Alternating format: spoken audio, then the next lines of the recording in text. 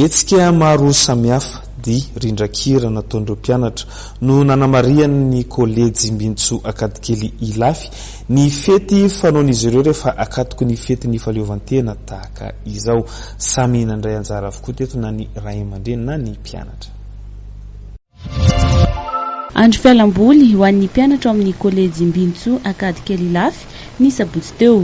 Nanatanteran'izy ireo fiaraha-mikorana niara-paly tamin'ny samy mpiara-mianatra sy niaraka tamin'ireo ray aman-dreny.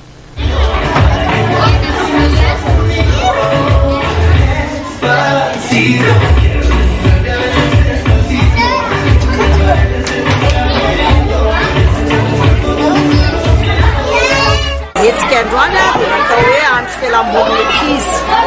Tao isan-taona izy io ahafahan'ny ankizy mampifaly talentany, mikorana, mifampizatra, mifampitaiza.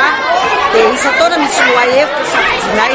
Tamin'ity tao ity ny hevitra safidinay dia volo. Dia samy nanao fikarohana izy ireo na tamira, na dia, na tononkalo momba volo. Dia misy koa fampiratina nomana izy ireo amin'ny volo.